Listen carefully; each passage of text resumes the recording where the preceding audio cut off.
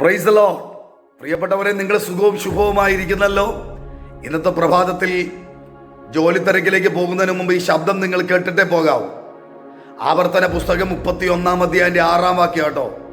അതിപ്രകാരമാണ് പറയുന്നത്: യഹോവ നിനക്ക് മുമ്പായി പോകും, അവൻ നിന്നോട് കൂടെ ഇരിക്കും, അവൻ നിന്നെ കൈവിടുകയില്ല, ഉപേക്ഷിക്കുകയുമില്ല.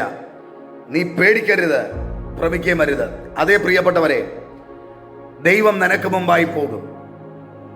യെശയ്യാവിന്റെ പുസ്തകത്തിൽ ഇങ്ങനെ പറയുന്നു: ഞാൻ നിനക്ക് മുമ്പായി കടന്നുപോയി ദുർഘടങ്ങളെ നിരപ്പാക്കി താമ്രവാതിലുകൾ തകർത്ത് ഇരുമ്പോടാമ്പലുകളെ കണ്ണിച്ചു കളയും. അതേ പ്രിയപ്പെട്ടവരെ, നിനക്ക് മുമ്പായി ഇന്നു പകൽ നിന്റെ പ്രതിസന്ധിയിൽ, നിന്റെ വേദനയിൽ, നിന്റെ രോഗത്തിൽ, ഇപ്പോൾ നീ അഭിമുഖീകരിക്കുന്ന കുടുംബ ജീവിതത്തിലെ പ്രശ്നങ്ങൾ, കുടുംബ വഴക്കുകൾ, ബന്ധുക്കൾ തമ്മിലുള്ള അകൽച്ചകൾ, ആമേൻ, ഇന്ന് പകൽ എങ്ങനെ ആ വിഷയത്തെ കൈകാര്യം ചെയ്യുമെന്ന് പറഞ്ഞ് നീ വ്യാകുലപ്പെടുമ്പോൾ ഇന്ന് പകൽ കർത്താവ് നിന്നോട് പറയുക: ഞാൻ നിനക്ക് മുമ്പായി പോയിക്കോളാം.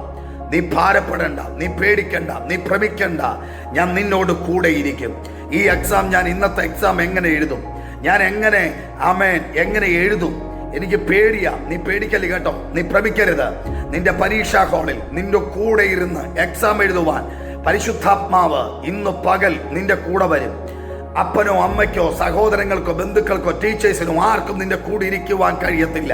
പക്ഷേ ദൈവാത്മാവ് നിന്റെ കൂടെ ഇരുന്ന് നിനക്ക് ബുദ്ധി തന്ന്, നിനക്ക് വിവേകം തന്ന്, നിനക്ക് ജ്ഞാനം തന്ന്, അറിവ് തന്ന്, ഓർമ്മ തന്ന്, ആമേൻ, നിനക്ക് വേണ്ടി പ്രവർത്തിപ്പാൻ ഇന്ന് പകൽ പരിശുദ്ധാത്മാവ് തൻ്റെ ദൂതനെ നിനക്ക് മുമ്പായി നിന്റെ ഹാളിലേക്ക്, നീ പരീക്ഷ എഴുതുന്ന ഹാളിലേക്ക്, നീ ചെയ്യുന്ന ഇന്റർവ്യൂയിലേക്ക്, നീ എഴുതുന്ന ടെസ്റ്റിലേക്ക് ഇന്ന് പകൽ പരിശുദ്ധാത്മാവ് തന്റെ ദൂതനെ അയച്ച്, ആമേൻ, നിനക്ക് വേണ്ടി കർത്താവ് ഇന്ന് പകൽ, യേശു കർത്താവ് തന്റെ ദൂതനെ അയക്കുന്ന പകലാണ്.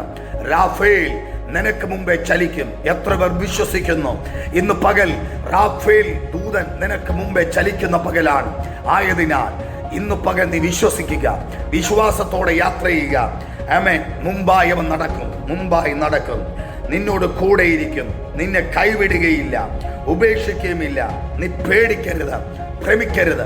അതെ, ദൈവത്തിന്റെ കരം നിനക്ക് അനുകൂലമായിരിക്കും.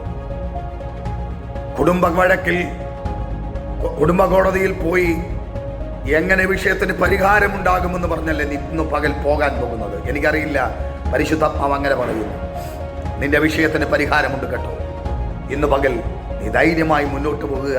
കർത്താവിന്റെ ദൂതൻ നിന്റെ കൂടെ കാണും. അതെ, ഈ ദിവസങ്ങളിൽ